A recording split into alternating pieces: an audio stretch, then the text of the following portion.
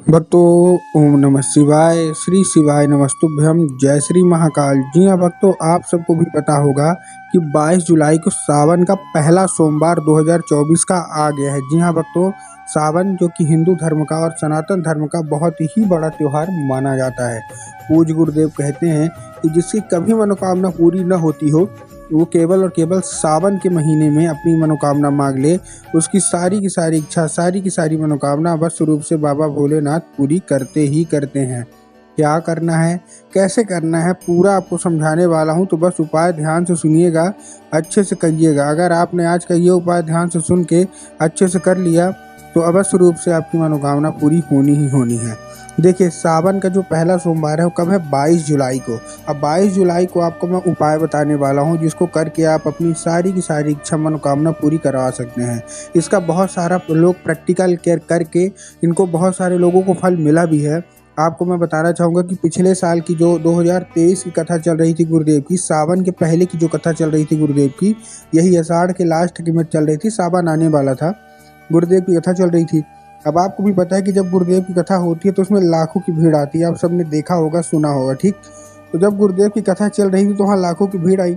और आपने एक चीज़ और जानते होंगे कि जब लोग अपनी मनोकामना गुरुदेव तक पहुँचाते हैं तो काहे के द्वारा पहुँचाते हैं? पत्र के द्वारा पहुँचाते हैं। क्या वो पत्र लिखते हैं और गुरुदेव तक पत्र पहुँचाते हैं। तो गुरुदेव की कथा में जब लोग आए, ठीक, तो उन्होंने क्या किया? पत्र लिखा गुरुदेव को और गुरुदेव को मनोकामना पहुँचाई। जब गुरुदेव के पास मनोकामना पहुंची, ठीक, और गुरुदेव ने मनोकामना पढ़ी तो वहाँ उन्होंने देखा कि सबकी अलग अलग मतलब मनोकामना है। किसी की धन प्राप्ति की मनोकामना है, किसी की कर्जा मुक्ति की मनोकामना है, किसी की कोई और, किसी की कोई और, है ना। किसी कोई ऐसी मनोकामना है जो कि वर्षों पुरानी है और अभी तक पूरी नहीं हो रही है, वो मनोकामना है। किसी की कोई बीमारी की, मतलब तरह तरह की लोगों की मनोकामना थी। जब गुरुदेव ने ये देखा कि बहुत सारे लोगों की अपनी अपनी मनोकामना है, तब गुरुदेव ने 2 से 3 उपाय बताए और कहा सावन का जो पहला सोमवार आएगा ना, तो ये उपाय कर लेना, तुम्हारी मनोकामना अवश्य रूप से पूरी होगी ही होगी। बस सावन के पहले सोमवार के दिन अपनी ये उपाय कर लेना। लोगों ने जा जाके सावन के पहले सोमवार के दिन ये उपाय करना शुरू कर दिया। अब जैसे ही लोगों ने जा जाके ये उपाय करना शुरू कर दिया, वही लोग गुरुदेव की कथा में सावन के ख़त्म होने के बाद, जैसे ही सावन ख़त्म हुआ और उनकी कथा दूसरी जगह चल रही, तो वहाँ फिर से वो लोग पहुँच गए और इस बार उन्होंने फिर से गुरुदेव को पत्र लिखा। लेकिन इस बार आप जान के हैरान हो जाओगे कि ये वाला जो पत्र था ना, ये गुरुदेव को धन्यवाद के रूप में पत्र था कि गुरुदेव धन्य हो आपका, आपके द्वारा बताया गया उपाय हमने कर लिया है, हमारी मनोकामना पूरी हो गई, बाबा ने हमारा सुन लिया और सावन के महीने में ही हमारी मनोकामना पूरी हो गई। आपका कोटि कोटि धन्यवाद। तो देखिए, जो लोग भी मेरी आवाज़ सुन रहे हैं, अगर आपको भी जानना है कि आखिर ऐसा कौन सा उपाय है जिसको करने मात्र से लोगों की इच्छा, लोगों की मनोकामना सारी की सारी अवश्य रूप से पूरी हो जाती है, तो चलिए हम बताते हैं आपको आज की इस वीडियो के माध्यम से कि आपको करना क्या है। पूरा का पूरा उपाय ध्यान से सुनिएगा, अच्छे से करिएगा। अगर आपने आज का ये उपाय ध्यान से सुन के अच्छे से किया, आपकी भी सावन के महीने में मनोकामना पूरी होगी, ठीक। तो चलिए चलते हम लोग उपाय की ओर। लेकिन उससे पहले चैनल पे अगर पहली बार आए हैं और आवाज़ मेरी पहली बार सुन रहे हैं तो वीडियो को कर दें लाइक और चैनल को भी कर लें सब्सक्राइब, ताकि पूजनीय पंडित प्रदीप जी मिश्रा के रोज़ नए नए उपाय जो कि मैं उनकी कथा से सुनता हूँ, श्रवण करता हूँ, सबसे पहले मैं आपको प्राप्त करा सकूँ, ठीक। तो देखिए, जो हमारा सबसे पहला उपाय है वो कौन सा है? ये उपाय हमारा धन प्राप्ति का है। अगर आपके जीवन में धन की कमी है तो ये धन प्राप्ति का ये उपाय आपको अवश्य रूप से कर ही लेना है। इस उपाय में आपको चाहिए क्या क्या? देखिए, इस उपाय में सबसे पहले आपको 1 लोटा जल चाहिए और 1 लोटा जल के साथ 7 बेलपत्र चाहिए और 3 से 4 बूंद गंगा जल चाहिए। फिर से बता रहा हूँ, ध्यान से सुनिएगा, बहुत ही बड़ा उपाय है। 1 लोटा जल, 2 से 3 बूंद गंगा जल और 7 बेलपत्र। अब देखिए, जो 1 लोटा जल है, सबसे पहले तो तांबे के लोटे में जल होना चाहिए। इस चीज़ का आपको ध्यान रखना है। किसमें होना चाहिए? तांबे के लोटे में जल होना चाहिए, ठीक। अब बहुत सारे लोग स्टील के लोटे में ले लेते हैं, जो कि गलत है। आपको स्टील के लोटे में नहीं लेना, आपको तांबे के लोटे में लेना है, ठीक। ले लिया। उसके साथ साथ 2 से 3 बूंद गंगा जल भी आपने ले लिया। उसके साथ साथ जो बेल पत्र है, हाँ, लोटे में एक चीज़ और ध्यान रखना है कि जो जल है ना, वो आपके घर का जल होना चाहिए। बहुत सारे लोग घर से खाली लोटा लेके जाएंगे और ले जाके मंदिर परिसर से जल भर लेंगे, जो कि गलत है। आपको क्या करना है? मंदिर परिसर से जल नहीं लेना, अपने घर से जल लेना है।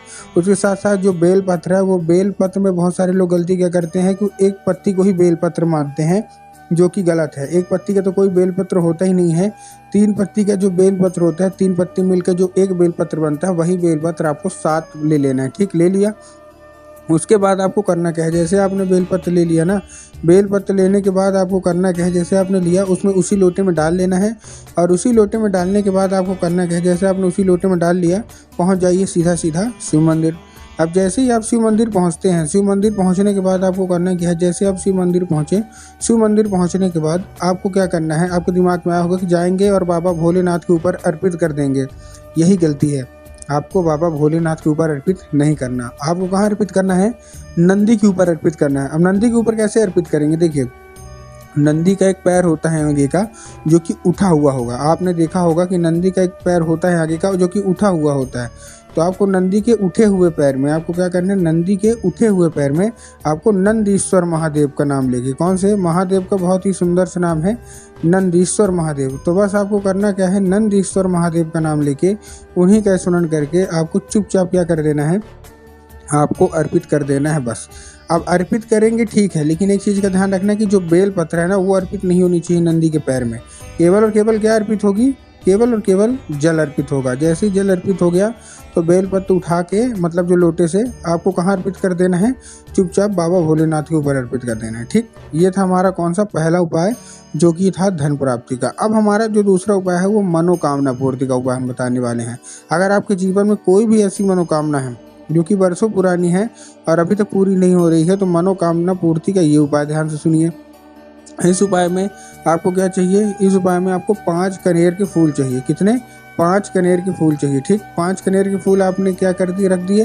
अब ले लिए, लेने के बाद पहुंच जाइए सीधा सीधा शिव मंदिर। अब 5 कनेर के फूल लेने के बाद आपको करना क्या है, अलग अलग जगह आपको अर्पित करना है। देखिए आपके हाथ में 5 कनेर के फूल हैं, अलग अलग जगह कहाँ कहाँ अर्पित करना है। देखिए जो आपको पहला फूल है वो आपको बाबा भोलेनाथ के ऊपर अर्पित करना है, लेकिन कौन से, दक्षिण दिशा में खड़े होके और उत्तर की ओर चेहरा करके। अब देखिए दक्षिण और उत्तर में भी बहुत सारे लोग कंफ्यूज होते हैं कि दक्षिण क्या है उत्तर क्या है, हमको थोड़ा साफ साफ बताओ। तब गुरुदेव ने साफ साफ बताया है कि आप जिस भी शिव मंदिर जा रहे हैं उस शिव मंदिर की जिधर साइड जलाधारी होगी ना, आपको अपना चेहरा उधर साइड करके खड़े हो जाना है और आपको पहला फूल बाबा कुंदकेश्वर का नाम लेके पहला फूल आपको बाबा भोलेनाथ के ऊपर अर्पित करना है। ठीक, उसके बाद जो हमारा दूसरा फूल है वो आपको माता अशोक सुंदरी की जगह पे अर्पित करना है। अब देखिए जिसको पता है कि माता अशोक सुंदरी की जगह कहाँ होती है उनका तो ठीक, लेकिन बहुत सारे ऐसे लोग हैं जिनको यही नहीं पता कि माता अशोक सुंदरी की जगह होती कहाँ है। तब गुरुदेव ने साफ साफ बताया है कि जो जलाधारी है, जलाधारी के दाएं साइड मतलब राइट साइड में माता अशोक सुंदरी की जगह होती है। तो बस आपको माता अशोक सुंदरी की जगह पे आपको चुपचाप क्या कर देना है, आपको अर्पित कर देना है दूसरा फूल।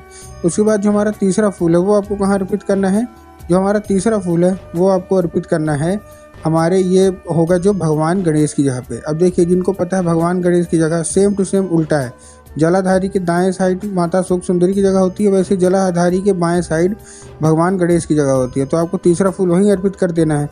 उसके बाद जो हमारा चौथा फूल आएगा वो आपको हस्त कमल, माता पार्वती का जो हस्त कमल होता है ना, चौथा फूल वहाँ अर्पित करना है। उसके बाद जो 5वां फूल है वो आपको जलाधारी में अर्पित करना है। पूज्य गुरुदेव कहते हैं कि जलाधारी में स्वयं माता पार्वती का वास होता है। बस अर्पित करिए, अपनी मनोकामना मांगिए।